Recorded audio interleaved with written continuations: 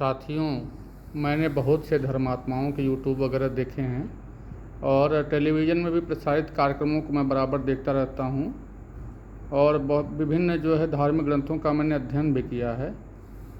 और एक निष्कर्ष निकालना बहुत कठिन होता है कि ज़्यादातर बताते हैं कि हमने पिछले जो कर्म किए थे उसके परिणाम हम इस जन्म में भुगत रहे हैं। तो जब हम इस जन्म में पिछले जन्म के कर्म का परिणाम भुगत रहे हैं तो यानी इस जन्म में जो भी हम कर्म कर रहे हैं वो सब व्यर्थ हुए ना। वो तो हम पिछले जन्म के कर्म के परिणाम भुगत रहे हैं। तो फिर यह कैसे हो सकता है कि इस जन्म में जो हम कर्म करेंगे वो हम अगले जन्म में भुगतेंगे, जब हम पिछले जन्म के कर्म के परिणाम भुगत रहे हैं इस जन्म में। तो फिर मेरे हाथ में तो कुछ रहा नहीं यदि इस बात को सत्य माना जाए। तो यदि कोई भी धर्मात्मा या विद्वान पुरुष इस बात को कहते हैं तो आप तुरंत उसका खंडन कीजिए। कारण यह है कि यदि आप पिछले जन्म के कर्म का परिणाम भुगत रहे हैं तो इसका मतलब है कि आप इस जन्म में अपने मन से कोई भी कर्म नहीं कर रहे हैं। और वही विद्वान पुरुष ये भी कहेंगे कि आप इस जन्म में जो कर्म कर रहे हैं वो आप अगले जन्म में भुगतेंगे। और यह भी कहते हैं कि 84 लाख योनियों में भटकने के बाद आपको यह मनुष्य का जन्म मिला है। बहुत ही विरोधाभास है, बहुत ही अधिक विरोधाभास है। आप एक बात जान लीजिए कि मनुष्य का जो जन्म हुआ है न तो उसके पूर्व की कोई भी हमें ज्ञात ही नहीं होता कि हम पूर्व जन्म में क्या थे, और यह भी नहीं ज्ञात होगा कि अगले जन्म में क्या होंगे। कन्फर्म ही कुछ नहीं होता। हर जगह पे एक अनिश्चितता बनी रहती है कि क्या सत्य है, क्या गलत है, क्या सही है। आप यह जान लीजिए, जो मेरा निजी विचार है, ऐसा मेरा मानना है, और आपके विचार इससे भिन्न भी हो सकते हैं। मानव जीवन पूर्णतया अनिश्चित है।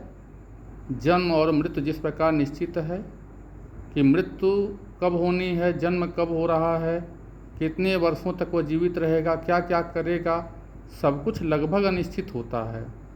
किसी को नहीं पता है कि किस तिथि को उसका जन्म हुआ है। जिस भी तिथि को हुआ हो तो किस तिथि को उसकी मृत्यु निश्चित है, यह उसे पता नहीं होता।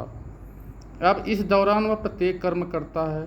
जो भी कर्म उसके नियंत्रण में होते हैं वह भी, और जो न नियंत्रण में होते हैं वह भी। जैसे व्यक्ति सांस लेता है लेकिन यह एक अनैच्छिक क्रिया है, वह उस पर नियंत्रण नहीं कर सकता। हाँ, कुछ योग करते हैं, कुछ प्राणायाम करते हैं, अलग बात है कुछ, लेकिन उस पर यह नहीं कर सकते कि हम 1 महीने तक सांस नहीं लेंगे, ऐसा नहीं हो सकता। और यह भी नहीं हो सकता कि हम 5 साल तक नहीं सोएंगे, और यह भी नहीं हो सकता कि हम न कुछ खाएंगे न कुछ पिएंगे और जीवित रहेंगे। ऐसा एक उदाहरण मिला है गुजरात में कि वह व्यक्ति न कुछ खाता है और न कुछ पीता है, और उस पर कई वैज्ञानिकों ने रिसर्च वगैरह किया है, किसी निष्कर्ष पर नहीं पहुँचे। कहने का उद्देश्य यह है कि आप यह कन्फर्म नहीं कर सकते कि कल क्या होने वाला है या अगले पल क्या होने वाला है। आपके हाथ में कुछ भी नहीं है। एक बहुत पहले संप्रदाय हुआ था, आजीवक संप्रदाय, जो भाग्यवादी था और उसके बहुत कम लोग मिले हैं। जैसे महात्मा बुद्ध ने कहा था कि वीणा के तार न तो आप अधिक ढीले छोड़िए और न ही अत्यधिक आप उसे तान कर रखें। दोनों ही दशा गलत है। इसलिए मध्यम मार्ग का एक उन्होंने उदाहरण दिया था। मध्यम मार्ग तय कौन करेगा? कोई भी व्यक्ति क्या कर्म करेगा क्या नहीं करेगा सब कुछ उसी के नियंत्रण में होता नहीं। लोग बस में यात्रा करते हैं, ड्राइवर के भरोसे करते हैं। सामने क्या होगा क्या नहीं होगा उसे खुद कन्फर्म नहीं, अगले पल क्या होने वाला उसे कुछ पता नहीं। तो इस प्रकार से भाग्यवादी जो विचारधारा है कि मेरे मस्तिष्क में जो अच्छे विचार आए उसके अनुसार तो हम कुछ कर रहे हैं, अगला पल अनिश्चित होते हुए भी यदि हमारे विचार सम्यक हैं, आप सही विचार कर रहे हैं, तो उस अनुसार आप अगला कोई कर्म कर रहे हैं। लेकिन वह भी निश्चित नहीं है कि आपके कर्म का सार्थक परिणाम प्राप्त होगा या नहीं होगा। तो आजीवक संप्रदाय की भाग्यवादी विचारधारा से मैं थोड़ा प्रभावित रहता हूँ। उसका कारण यह है कि हम कल क्या करेंगे हमें ज्ञात नहीं है। तो हमारे जो मस्तिष्क में अच्छे विचार आ रहे हैं वो हम आज कर रहे हैं, वह भी हम कर रहे हैं या मुझसे कराए जा रहे हैं, यह भी कन्फर्म नहीं है, क्योंकि अगला पल ही अनिश्चित है। तो भाग्यवादी विचारधारा से मैं थोड़ा सा इसी वजह से प्रभावित रहता हूँ। कोई भी महर्षि विद्वान जो भी आज के डेट में माने जाते हैं और लोगों के आप ज्ञान रोज़ देखिए, दिन भर देखिए और एक ही बात पूछिए कि क्या हम पिछले जन्म के कर्म का परिणाम भुगत रहे हैं कि हम इस जन्म में स्वतंत्र हैं कि जो कर्म करेंगे वो हमें अगले जन्म मिलेगा। सार्थक उत्तर कोई नहीं दे पाएगा। क्यों लोग नहीं कर पाते उनसे? उनके साथ कई लोग होते हैं। आप ज़्यादा प्रश्न करेंगे आपको बैठा दिया जाएगा और सही प्रश्न आप उनसे ज़्यादा पूछ भी नहीं पाएंगे। कोई एक प्रश्न आप पूछेंगे, उदाहरण ऐसा दिया जाएगा जो उससे फिट न बैठता हो, लेकिन आपको लगेगा कि सही है। जैसे अगर आप देखें तो शेर कोई पत्ती तो खाएगा नहीं, मगरमच्छ है वो कोई वनस्पति तो खाएगा नहीं। इन जीवों को किसने बनाया है? जो मांसाहारी हैं। यदि यह मांसाहार करते हैं तो अर्थात मांसाहारी जीवों के कौन जन्मदाता हुए? अभी तक तो यह भी कन्फर्म नहीं है। यदि मनुष्य को देखा जाए तो वह सर्वाहारी है। क्या कोई बकरी मांस खाएगी? नहीं खाएगी। तो भाग्यवादी विचारधारा के अनुसार सोचिए कि जो बकरी है उसके भाग्य में लिखा है कि वह वनस्पति खाएगी, और जो जीव मांसाहारी हैं उनके भाग्य में है कि वह मांस खाएंगे, और जो सर्वाहारी है उसके भाग्य में कि वह दोनों खाएगा। या फिर आप इस तरह से भी सोच सकते हैं कि हमारे बस में तो कुछ भी नहीं, हमारे नियंत्रण में तो कुछ भी नहीं, फिर जैसा चल रहा है उसी का अनुसरण हम भी कर रहे हैं।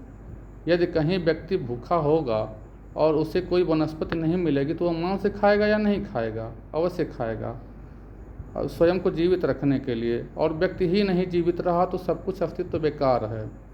हाल ही में आप देखे होंगे कोरोना आया था, तो कोरोना में यह हुआ कि जान है तो जहान है, और सभी एक दूसरे को छोड़ करके एकांतवास में लिप्त हो गए। इसलिए लिप्त हो गए क्योंकि उन्हें यह डर था कि अगला पल अनिश्चित है, कुछ भी हो सकता है। तो जान है तो जहान है, इस बात को ध्यान रखें। और जब तक आप जीवित हैं और जब तक आप सशक्त हैं, जब तक आपके शरीर में ताकत है, आपकी आर्थिक स्थिति, मानसिक स्थिति, शारीरिक स्थिति मजबूत है, तभी तक आपकी कुछ जो है बात लोग सुन सकते हैं, चाहे परिवार के लोग हों, चाहे समाज के लोग हों। ज्यों ही आप अशक्त हुए आप स्वयं खाट पे चले जाएंगे, और चिकित्सक कौन बात सुन रहा है, कौन नर्स बात सुन रही है, कौन परिवार की बात सुन रहे हैं। मैंने आँखों से बहुतों को देखा है, स्वयं अपने माता पिता दादी दादा को भी देखा है, और बहुत ही मन दुखी होता है। चूँकि शरीर शक्तिवान है और आपके पास अर्थव्यवस्था मजबूत है और सब कुछ सही चल रहा है तो ये सब बातें भी ठीक हैं।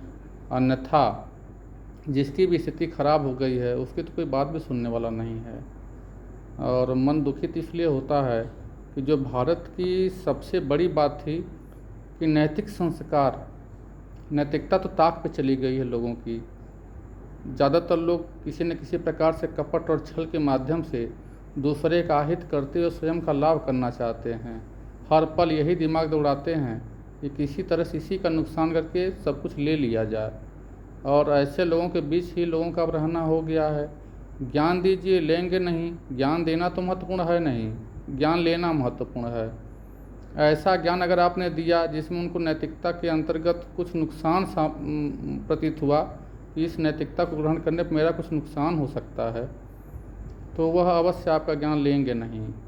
और मैं ये घटना एक और कारण से बताना चाहता हूँ कि एक वृद्ध महिला थी।